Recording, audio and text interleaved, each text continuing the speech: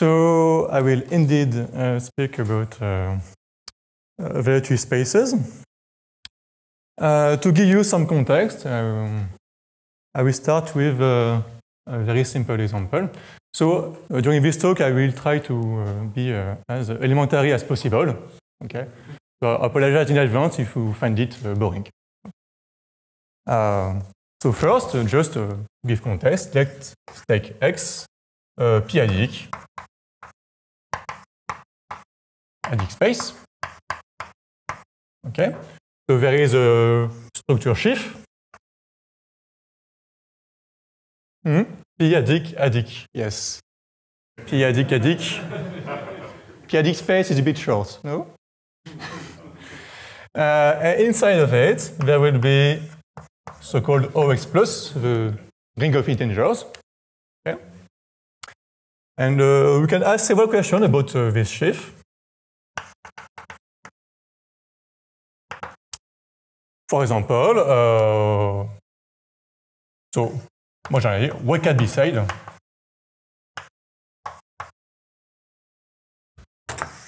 about the range space X OX plus mod P, or mod P2N, for example.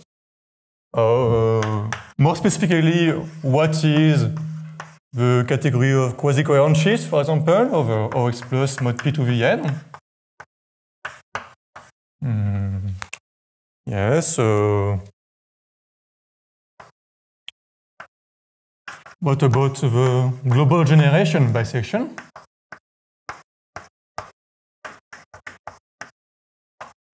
Say on affinoid. Maybe it is true, maybe not.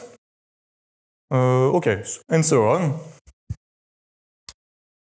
So by the end of this talk, I will provide answer to these questions, or at least to the right analog of these questions. And in particular, for X affinoid, so spar of affinoid Huber pair, I will give you explicit algebraic description of such modules, for example, in terms of just elements and maps. So, of course, if X is perfectoid, you probably well know that there are almost answers to these questions. Okay. So, for example, OX plus mod P2Vn is almost quasi-coherent. So, what are my motivations to study these questions? So, first, as I just said, the perfectoid equivalence.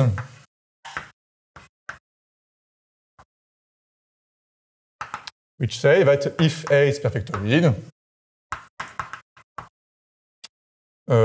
we have an equivalence between the almost A algebra and almost algebras over, for example, A mod P or P2VA. Okay. So the question is there something analog without the perfectoid hypothesis? So of course, it's not true as stated, but maybe we have some quantitative analog if we remove the perfectoid hypothesis.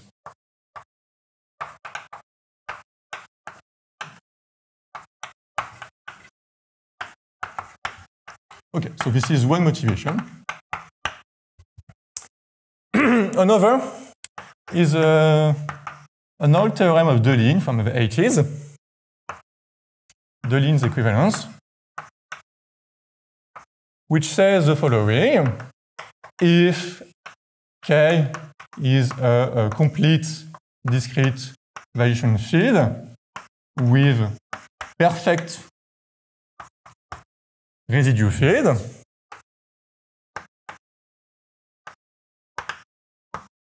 then the category of finite étale extension of K with ramification slopes at most n So in terms of Galois representation, it means that Gn plus acts trivially. Then this category depends only on OK mod mk to the n up to equivalence. There's actually a stronger statement shown by Deligne that if we add an extra structure on this, namely a generalized Cartier divisor supported on the maximum ideal, then it becomes up to unique isomorphism. Okay. There is a functoriality behind it. So this is for complete discrimination field with perfect reduced field. The perfect was almost removed, basically removed by Hattori. So removed by Hattori 10 years ago. But we may ask what happens if we replace this by just a valuation field, like Henzelian valued field, not necessarily discrete, and arbitrary residue field. So of course, to make sense of this question, we would need to talk about ramification for arbitrary variation ring field. So from motivation is ramification actually.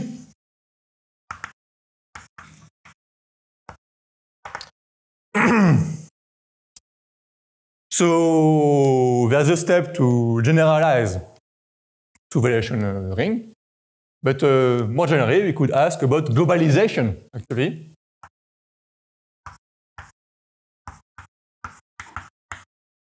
Of the Abe-Saito ramification construction.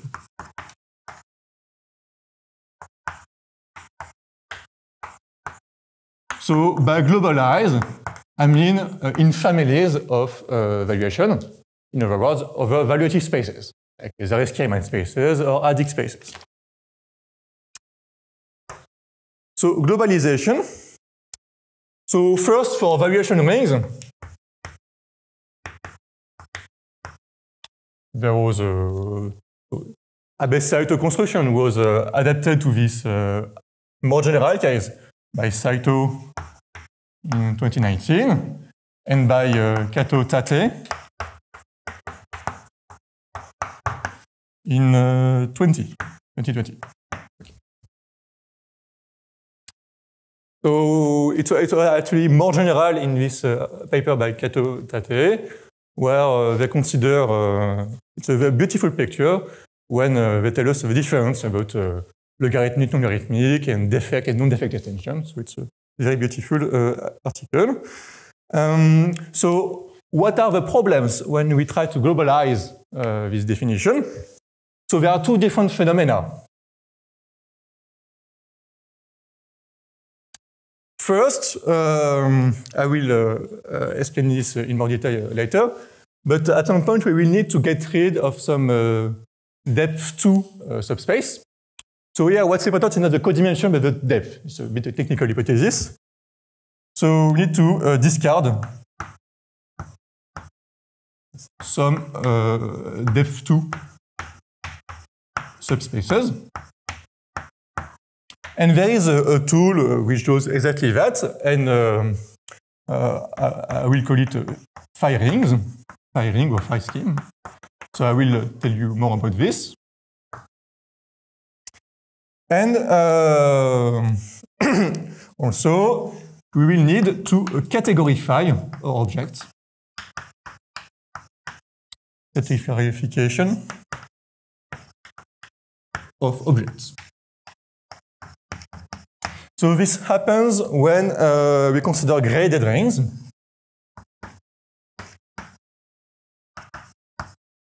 So the relevance of graded geometry to the study of relative spaces was really put forward by Temkin in the early 2000s. In particular, there are various results in real geometry that were first proved by Temkin using this technique. For example, considering regarding properness, for example. So graded rings, there was also work, of course, by others. For example, Ducrot worked a lot with these. etc. So now I will explain this, and I will start with categorification. What do I mean by that, and why do we care?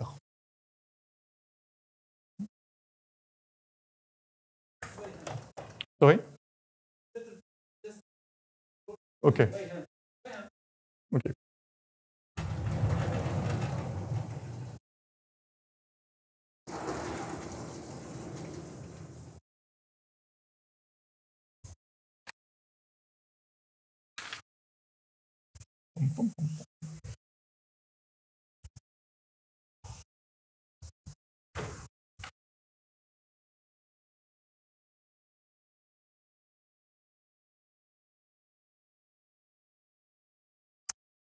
So yes, categorification.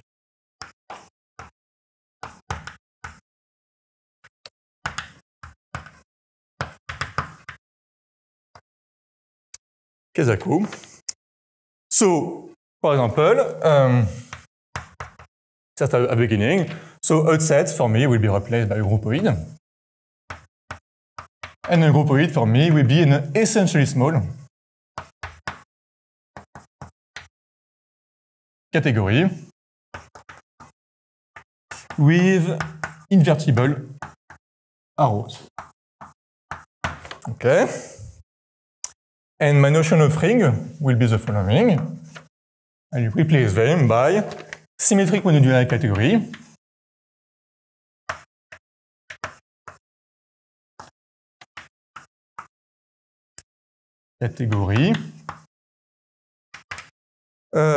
with some hypothesis. I will ask it to be complete. Co-complete means it has small colimits.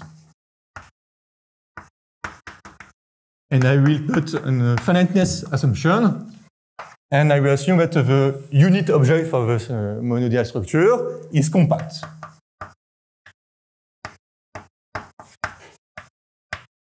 Okay. So this is the category of sets. Here we have two categories. This is a two category of groupoids.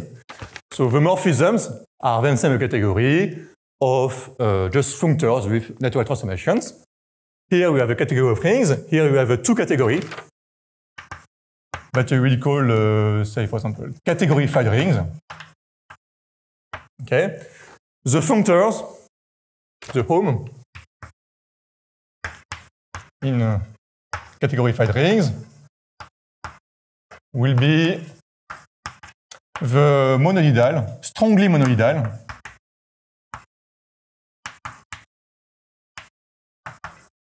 continuous functors. Okay. So this is the object of my category home, and the functor, the morphism are the natural transformation of strongly monoidal functors. Okay.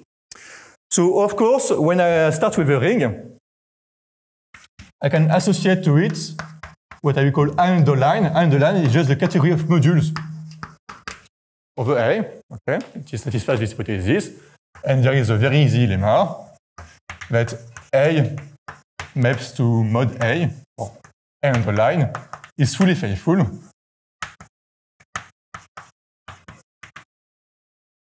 in the sense that home of AB, if I transform it into a groupoid by just considering as discrete groupoid, then the natural functor to home of AB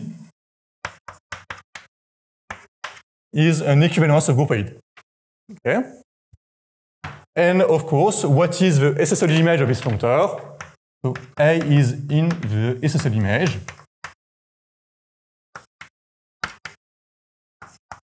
If and only if the natural functor from A, the category of modules over A1, where A1 is the ring of endomorphism of a unit object, then if only this is an equivalence. Okay, it's very easy, of course. Okay, so for now, I'm just saying that I haven't lost anything or gained anything by categorifying my objects. Now, maybe a little bit more subtle, I will consider rings modulo depth 2 ideals.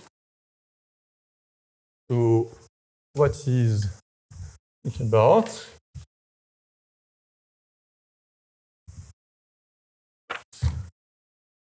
Yeah, so I haven't said, but this A1 is actually a commutative ring because of the symmetry of monomial structure. So we never leave the commutative algebra work.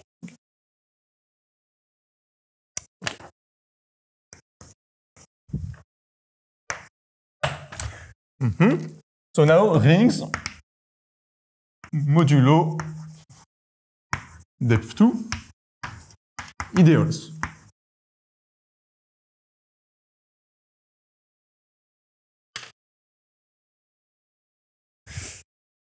Okay, so we consider a ring,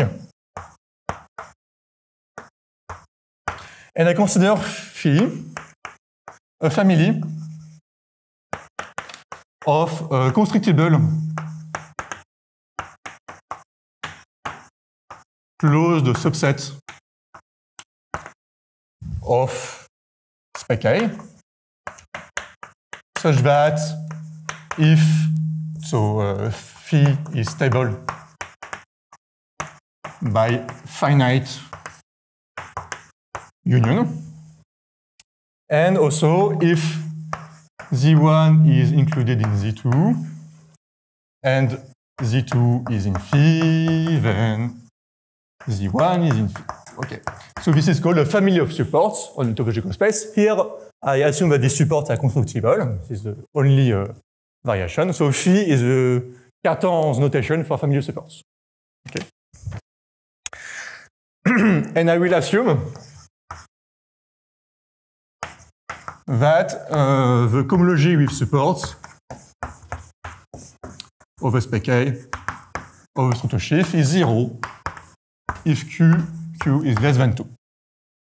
So this means actually that the ideals defining the closed subsets in phi have depth at least 2 in A. Okay. And now we consider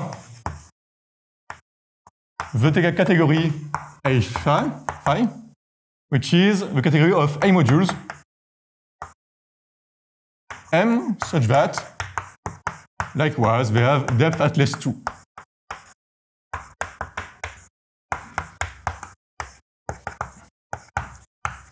So if I replace 2 by 1 here, this is just saying that the module is torsion-free. Of course, torsion-free modules do not form an abelian category, but remarkably, this one is abelian.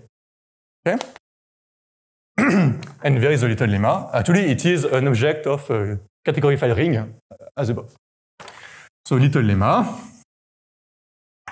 A phi maps to this category phi ring is fully faithful, again. In the same sense, you have to replace the set of morphism by the discrete cupoid corresponding to it. And there is also an easy way to recognize the essential image. So A is in the essential image.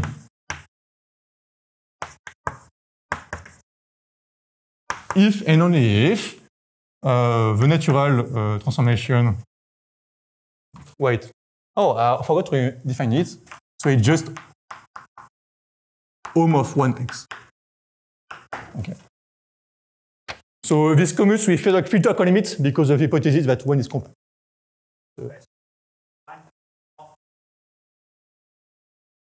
Where? The count line here? Yes, here. Home AB? Oh, of course. So if I take a set E, I consider E on the line is a discrete groupoid. Yes, exactly. So discrete groupoid is just only one automorphism by object, and that's it. Okay, and yes, so this means equivalence. Fully faithful, essentially surjective. So I was saying that A is the distance image of this functor if and only if the same functor as before, which checks x to om1x, is fully faithful.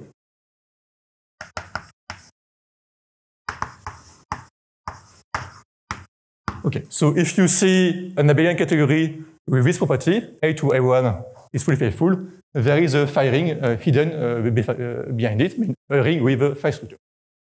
Okay, maybe I can give you the construction.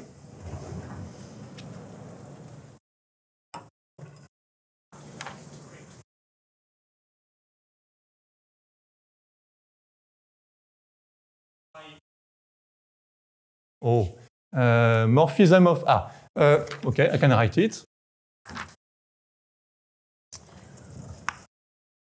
So A phi A to B phi B. So it's a morphism of rings such that for all Z in phi A, the inverse image by the corresponding spec of F, if you like, spec of F minus 1 of Z belong to phi B. Sorry? Equality, it is an element of phi B. In other words, in terms of ideal defining the closed subset, we are saying that if I define the closed subset in A, in phi A, then the ideal generated by I in B is also defining an element of phi B. So yes, so it's different from the notion of a topological ring. Okay. Mm-hmm. So you know the map from A to A1 line is so then how can you can recover the underlying ring as the endomorphism unit. Exactly. Then how can you realize phi? That was what I was going to write.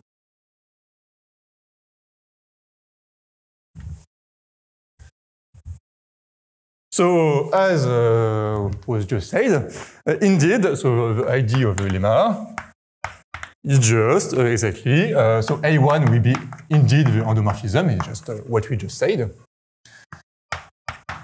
And you need to construct phi over this. So we say, so Z, the vanishing locus of finely implicit equation, so this is the general form of constructed by a closed subset, is in phi if and only if this morphism is epimorphism in A. Okay? Or in other words, it is a cover in A. Okay? So, of course, you have to check that it is indeed a phi structure and that it is induced an equivalence between A and A underline phi, A1 underline phi. Okay? So I will leave that as an exercise for you have bored. Yeah. Okay. So this was a toy case just to introduce you to what I was going to. So before going to that object, I will actually be interested in. Now I'll talk about graded ring. So graded ring, it's more subtle than it looks like. I mean, the objects are very simple, just graded rings, but the morphisms of graded rings are very complicated, or more complicated than what you might think. Okay.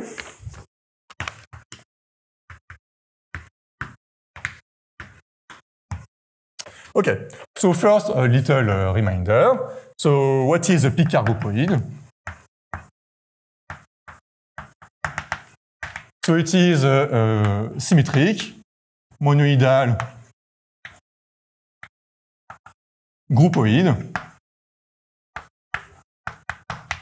with invertible objects. Okay. So for example, if you have a two-term complex,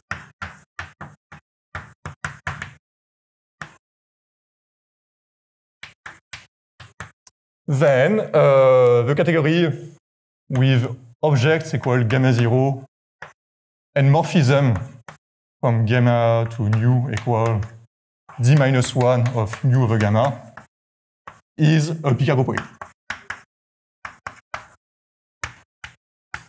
Actually, any Picard-groupoid which is strictly symmetric is of this form.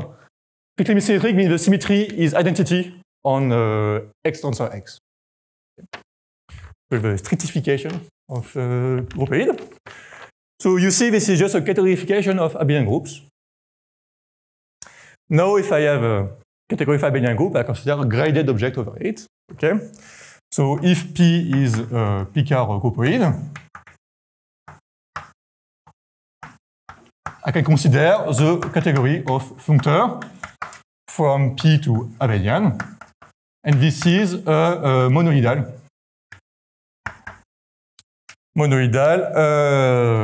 abelian category. So the monoidal structure is induced by the convolution product with respect to P.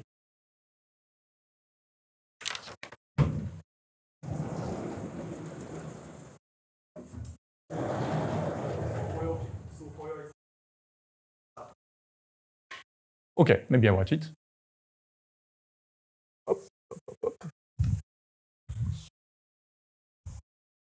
Okay, so monoidal structure is the convolution, meaning that M tensor n evaluated at like an element of P will be a colimit of the nu of M of nu tensor n nu minus 1 gamma.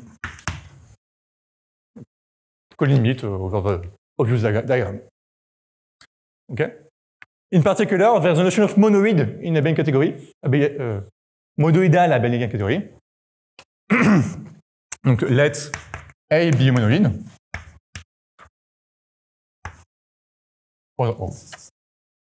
So A monoid in this monoid category. For me, it is the same thing as a P-graded ring. Okay. Basically, for each element of object of P, you have an abelian group with composition. Okay. Of course. Now, why am I talking about this? So if A is in categorified things, as before, we can consider its Picard group. Oid.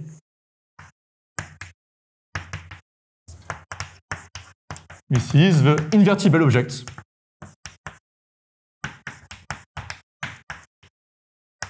So tensor invertible of tensor invertible objects of A, okay, with isomorphism as morphism. And then you have a natural graded ring which sends a gamma in P to the home of 1 gamma.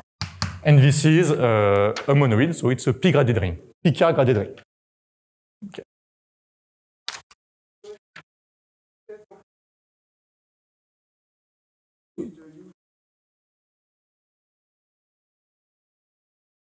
You mean for a transformation for Picard-groupoid? Yes.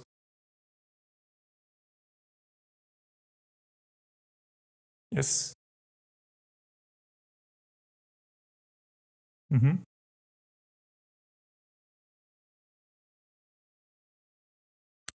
So, I mean, for the defined property of tensor product, you have to define what you mean, and you have to put a two cell in one direction or the other.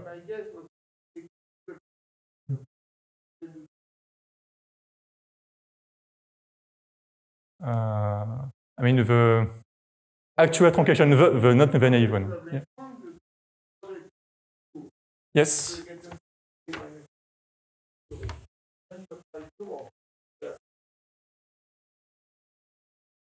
I think so, but you need to be careful about what universal property you are trying to solve. Just, yeah. Which universal property?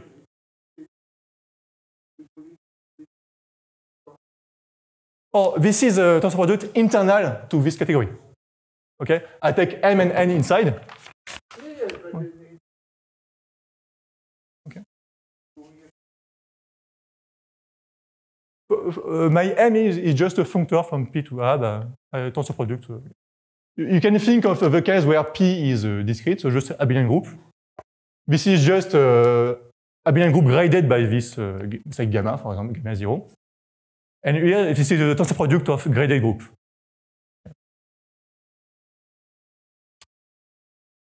So here, the colimit is not filtered. It's usually direct sum plus isomorphism. Okay. So now we have a lemma. So A is of the form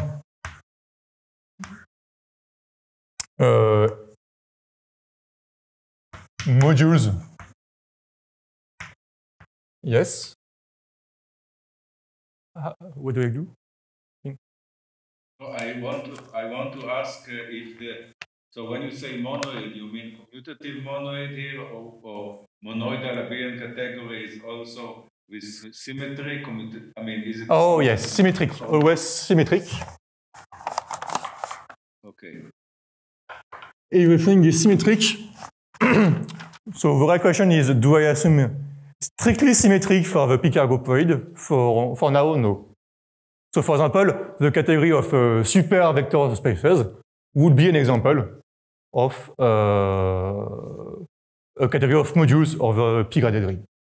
And also when you write that A is a monoid in func PR, you mean always a commutative monoid? Indeed, yes. So you mean commutative graded ring in this? Yes, everything is commutative. When I say ring, it is commutative ring. When I say monoid, it's commutative monoid. When I say set, it's just set. Okay.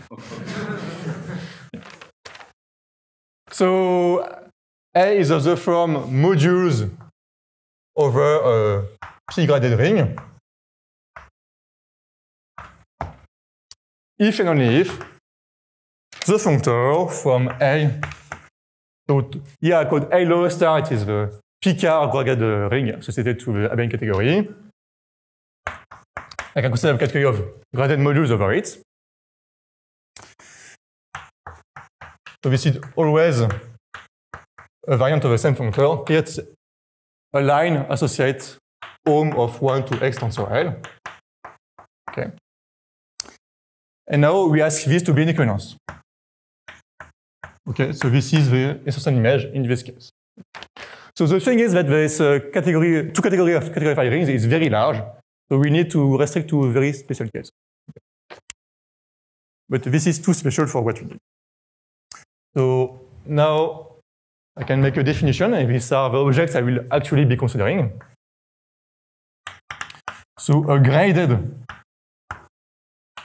phi ring is an object A of category phi rings such that A to A lower star modules is fully faithful. So you see, in this apparently simple data, there is a lot of hidden data, namely a graded ring and a family of constructible support on its graded spectrum. Okay.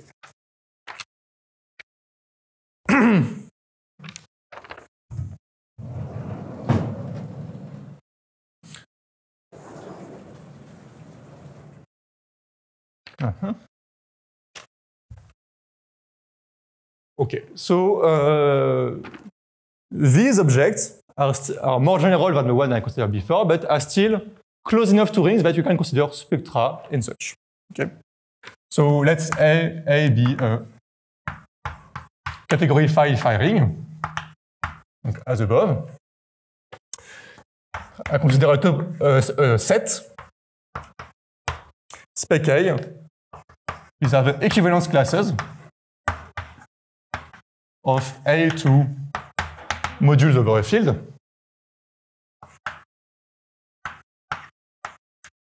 Okay? And then there's a topology on it. If I take a generalized Kacher divisor,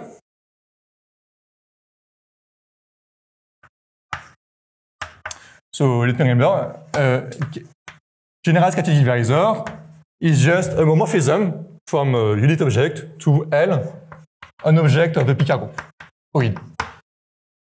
Okay?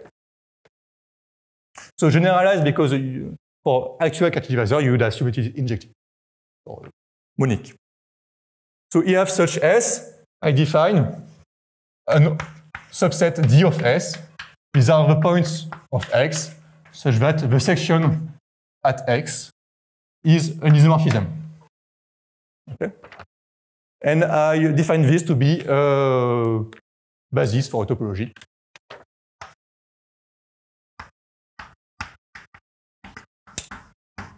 Okay, we get a spectral space, quasi-compact, quasi-spirated.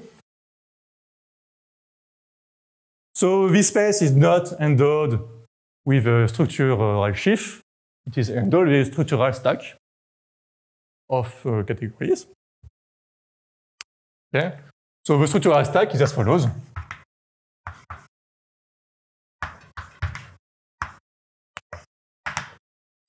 So OX on a distinguished subset D of S is the category of modules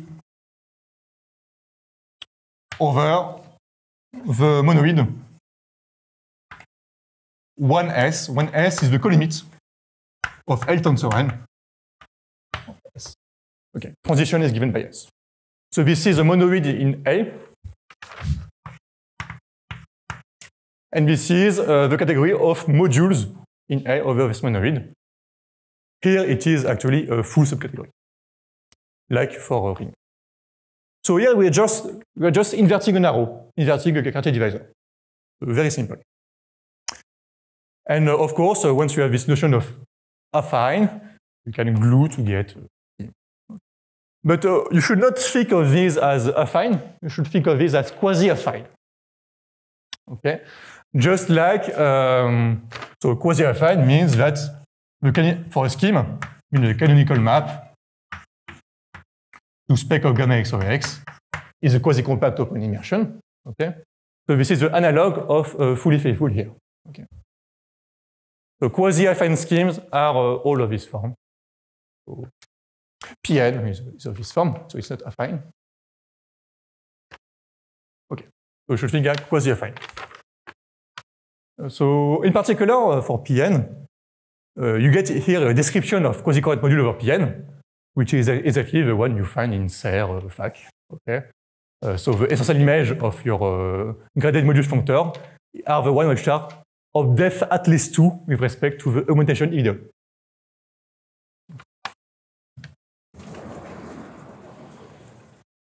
Okay, so at this point you might wonder why am I talking about this? So here it goes. Now I will go from adic spaces to such objects. Okay, and we will see that we have a fully faithful embedding from adic spaces into, or maybe not this, but at least formal objects in this category.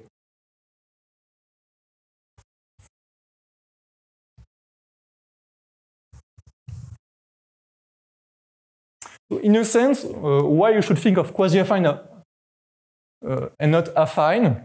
So for example, when you take the Zariski-Riemann space, inverse limit of blowups, what you get as a ridge space is just inverse limit of blowups. Okay, but these blowups, of course, are not affine. They are projective schemes over the base. Okay. So we need to take account the fact that we also need to recover these projective spaces inside it. Okay. So there it goes from adic spaces to these so-called phi schemes, if you like. I don't know. I'm not very good at naming objects. Maybe you noticed it.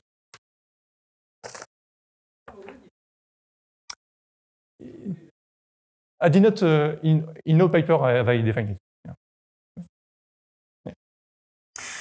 Yeah. Maybe graded file scheme, or I don't know. So du coup, as aneloid instead of graded ring. But the schemoid is weird. So.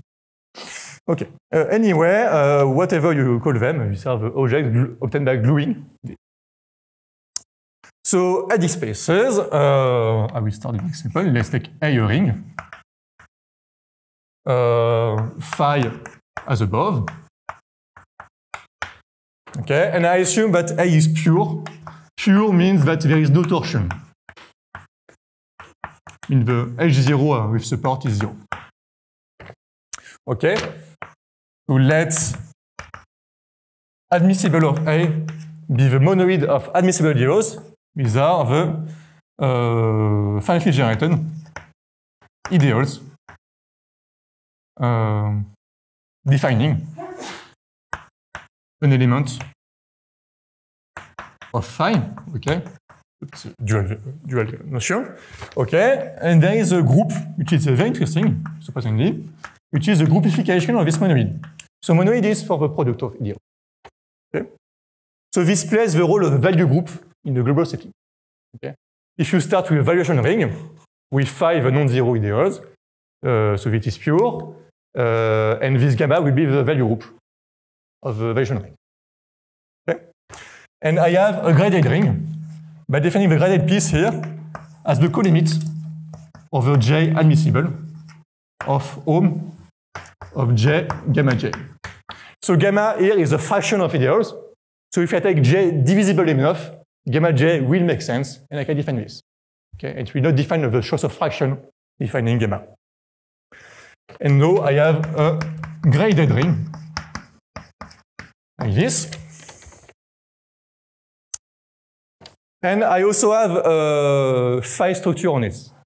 So say F1, FR are equal homogeneous of degree I equal the ideal generated by F1 FR is admissible. It defines an element of phi. Okay, so this seems rather technical, but actually you have no choice when you try to define it. Okay, so we get a graded ring associated to our very simple setting from the start. A graded ring with a family of constructor support on the graded spectrum. Okay, so these are all graded homogeneous ideals. Okay, so we get a category of modules of this graded ring. Okay, this is an example of a phi ring or graded phi ring as above. So proposition: let A be a complete, say, pi-adic ring, and let's stay integrally closed in A1 over pi. So we get Uber pair. And we take phi to be the finitely generated open ideals, or the closed subset cut out by them. What is the conclusion? The conclusion is that the SPA adic space has a spectrum of when A1 over pi A is actually the colimit of the spectra of this A lower star phi. Okay, so this is a category phi ring, actually a phi ring. It has a spectrum, but I will not consider this one. I will mod out by pi to the n. Okay, so it has a structural stack, and I take the inverse limit of these stacks, or in terms of spectra, the colimit of the n. Okay, and this is homomorphism of topological space with. So of course we need to say what is the correspondence between the structure sheaf or stack.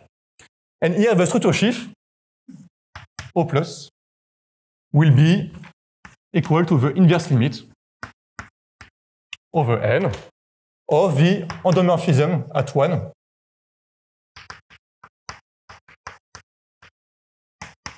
like this. We recover the structure sheaf like this. And then the OX is just inverting pi. Okay? So in a sense, adic spaces are formal objects in these phi schemes. Okay. Which is why these objects there, which are actually the reduction modulo pi to the n of the adic space, is actually a simpler object than the adic space in some sense. In the same way that a formal scheme is more, a scheme is simpler than a formal scheme. So for example, here, if you want to compute sections, you have to assume something about maybe Newtonianness or uniformness or imperfectoid, for example, or at least some finiteness hypothesis. But here, there's no such thing. Okay, no Newtonian hypothesis. So. Okay.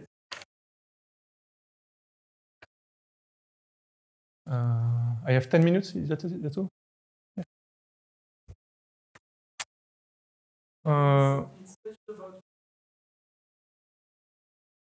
It's just about being uniform. And uniform is also a finiteness condition, in a sense. So no, for adic spaces, the only special thing about the perfectly is being uniform, or stably uniform, as you say. Okay, so now I have recovered adic spaces with their topology in this very simple category of things that look like a scheme.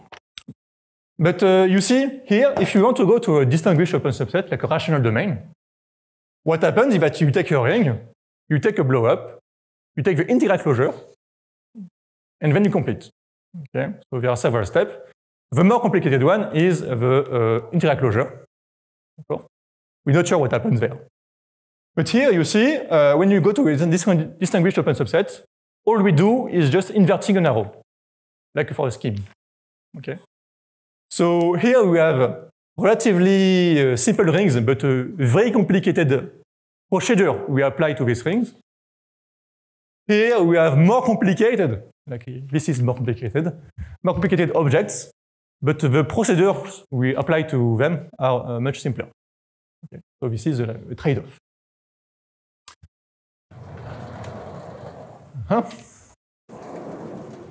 Okay, so as I was saying, so we just recovered the Zariski topology of adic spaces. What about étale topology? More interestingly, rigid étale topology.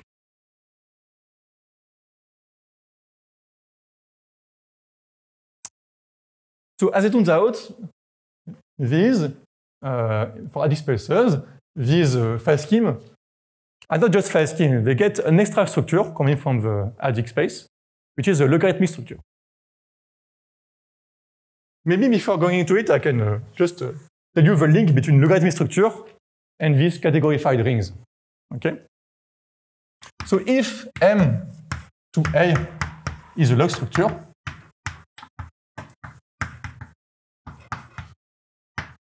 then the fibers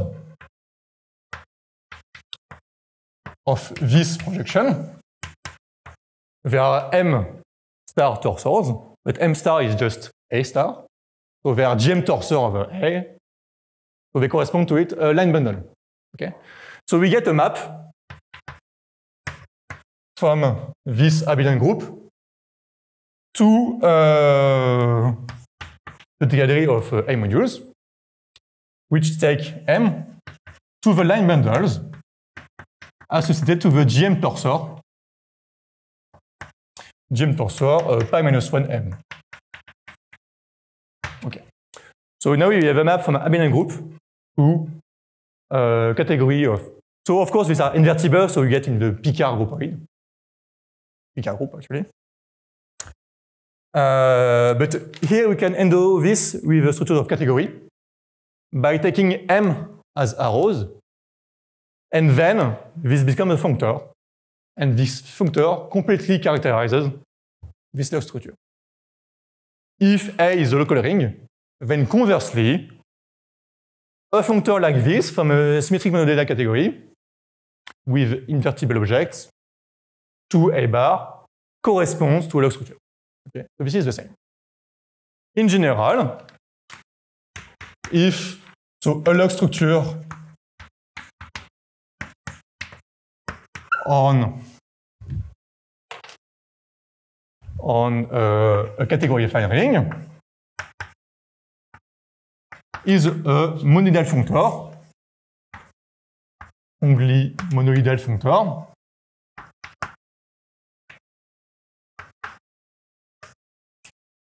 say M to A, where M is symmetric, monoidal, with invertible arrows.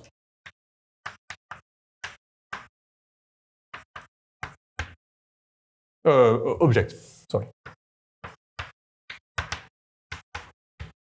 Okay. So this is our analog of logarithmic structure, and in this setting, there is a natural log structure. Actually, already on AliExpress, there is a canonical log structure. You take the elements. So here, you take OX intersecting the invertible element OX 1 over pi invertible. So this is a monoid. It has a map to OX. Yes, and this is the log structure. Okay. This is a canonical log structure. If you specialize to a variation ring, it is exactly what you see. Canonical structure in the variation ring. So now I will skip ahead. You have notions of log étal, log Lys, log symptomic. So what will we do if you have a situation like this? So U here will be the open locus defined by a Cartier divisor, and Z the vanishing locus defined by the Cartier divisor, generalized Cartier divisor. So we have topological invariance of log étal sites. In fact, X log étal restricted to Z is an equivalence with Z log étal. Okay. Restricted to Z means you take the same topos, but you only take the covers which cover Z. Okay. This is a restriction of a topos to a sub-object.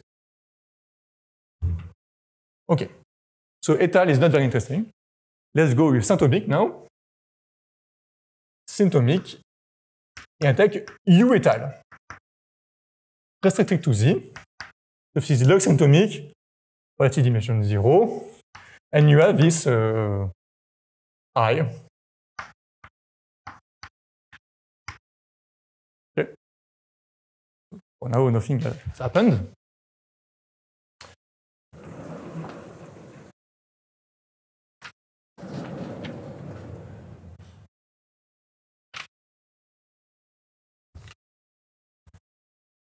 Now, maybe some of you have already recognized what is going on, but this pull back, push forward is the Abbe Saito functor.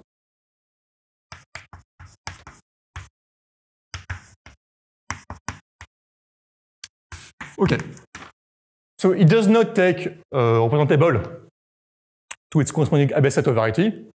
It takes it to the algebraic space, analog in this setting, of its connected components, which is what we want.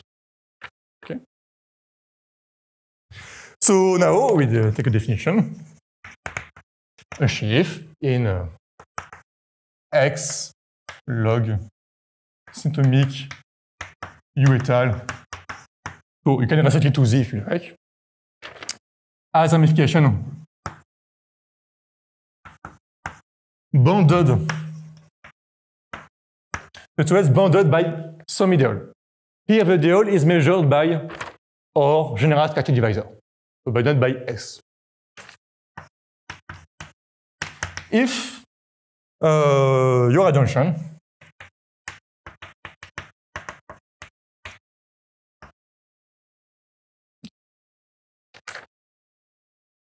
so this defines your ramification. If you specialize it, to say, complete DVR, I don't know, with arbitrary result field. What are we doing? So here, this push forward, so it's left adjoint of right adjoint of upper star. So what is going on if you take a horizontal table? Here, for example, like T over Z. We will consider morphisms from 2 in terms of algebra. Maybe I can explain it to you because we start with adic space.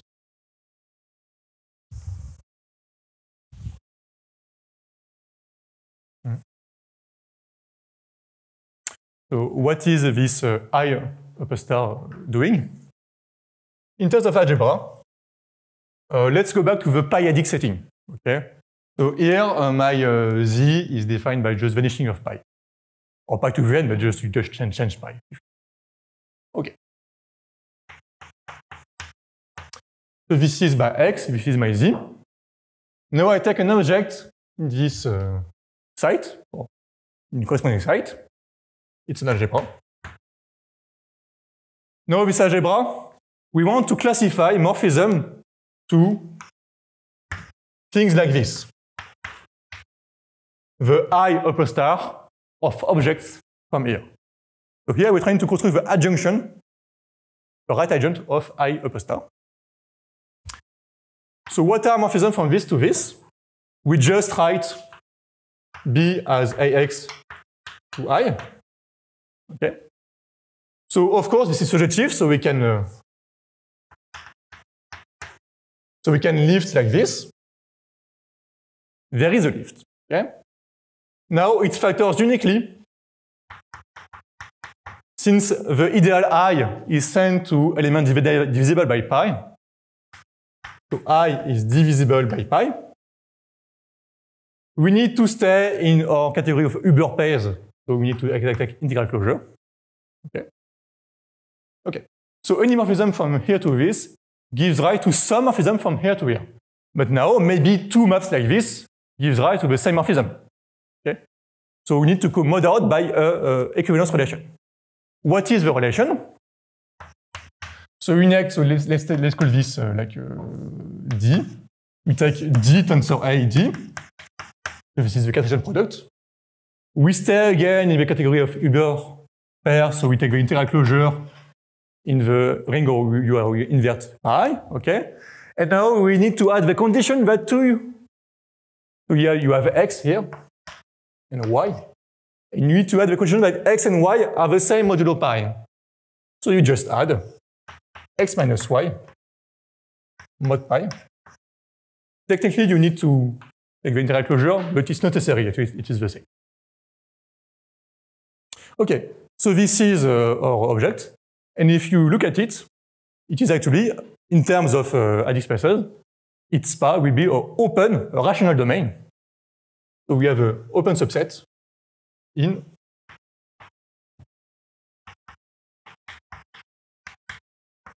okay. So here we are taking the quotient of adic space by open relation, okay? And the result will be the analog of étal algebraic space, okay? And this one will parameterize the its fiber or evaluation ring will be the Abbe-Saito fiber functor. Okay. Okay, so this is what I lower star does. And here we take I upper star. So first we start the situation over A, and we just reduce it modulo pi. Okay. And if we get the same, so fiber functor has the same elements as the original fiber, then we say that the sheaf is ramified at most S. Okay. So this is the Abbe-Saito construction.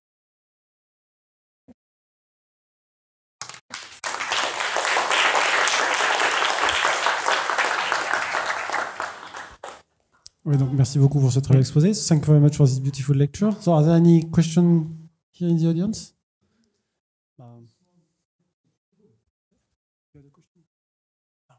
Okay. do you have a kind of micro-localization in this context? Like here, I was expecting that you have a product of two things and you play with the home of one to the other and take the diagonal and play usual game of micro-localization, micro-specialization. Well, first, this makes sense for any shift of sets. So there's no abelian structure. Okay. So this is more interesting of constructing fiber functors for shift of sets. Okay. So the other characterization for abelian sheaves, like you say, like home of T upper Schrick. So I'm not sure if it makes sense here and if it will give the same definition. I don't know.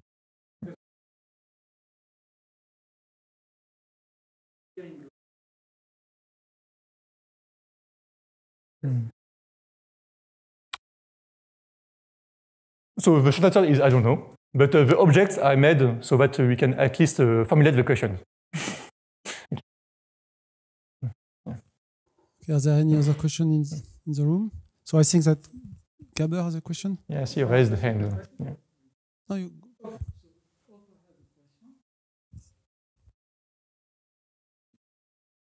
You mentioned in the beginning the work on the Linz theorem in the perfect residue field case for DVRs, and later there were several people that tried, and finally Hattori used the perpetuate methods to, but I believe, I don't remember exactly, looking at what that there was some restrictive hypothesis in his result.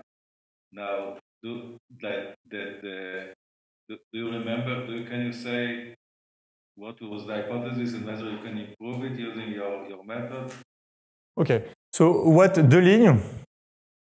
was Deligne's result? So it was only for discrete variation ring with perfect residue field. So the reason is that to construct his equivalence of categories, he only used very specific models of these algebras. In this case, always the same thing. It's monogenic with a very special equation as the Stein equation. So it's a very simple calculation. Okay, and just like it's the same issue as why why it is more difficult to define the ramification filtration in the imperfect residue field case, and the same issue holds for this result. Okay. So the result is this. So we take R dVr with perfect residue field. Okay, and you take truncated to start, truncated dVr. So it's just dVr mod m to Vn. Okay. You take m to Vr, a generalized Cartier divisor.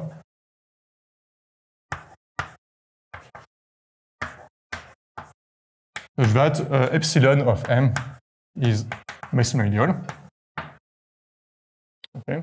So this is the log structure, if you like, on the corresponding graded ring. So the graded ring here is this. Okay. So this is the graded ring, and this is the log structure. Now the result is that Deligne associates to such a triple R, M, epsilon. He associates functorially a category of extension of R, M, epsilon with a bounded ramification. Implicitly bounded by the ideal by which we have mod out. Okay. This is like a functorial in the sense of two categories. And if we specialize to dVr mod n to Vn, we recover. So if it is OK mod m to Vn, m mod m to Vk n plus 1, plus the obvious epsilon, then this will be canonically isomorphic just by reduction modulo m to Vn to the category of finite étal extension of the K with ramification of plus n. Okay, so this is the Deligne result. Hattori's result is weaker. Okay, so first he only considers truncated dVr which are killed by P, because at some point he wants to compare two different lifting of this truncated DVR, characteristic 0 and P, okay, and you need one to be in characteristic P. Both. Okay, so first there is this, and then Hattori does not have a functorial description like this, okay? He just says, if truncated rings are isomorphic, then the category of finite data extension are also equivalent. But maybe not canonically, and it's not clear what would be the canonical way to do so. Okay? So it's a bit quicker than the lean. So here I did not state any such thing, because I didn't want to state a result I did not have completed. But if this is what I was trying to do. So the goal is actually to generalize this. So it means to define this category of sheaf or Boolean ramification just in terms of data modulo the ideal, so over Z.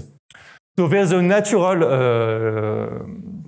there is a natural candidate, but I'm not sure if it is actually it is okay. It will be this category of eta algebraic spaces, which you get as I lower star. Okay. So in terms of, for example, a variation ring, it will be a quotient of log smooth by open relations, and you consider the side of all of these. And supposedly, the resulting topos should be the topos of finite extension or formation of plus the ideal by which we have quotiented. So this would be the conjecture.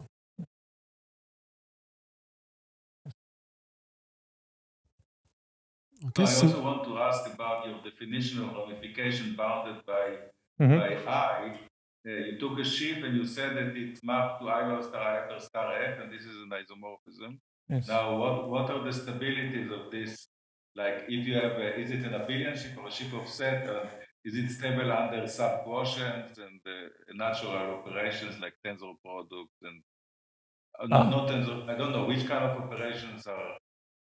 I mean, is it like a quotient of some group in the case of representation of some, like in the local case, in the case of evaluations, it gives a quotient of the Galois group? Or? Yes, so sub-objects and quotient objects should also be of ramification bounded by. I think so, yes. But this is different for sheaf of sets, not just abelian groups. But yeah, it's stable by finite colimits. Yeah. Infinitely. Okay, so thank you very much. And so we can thank the speaker again.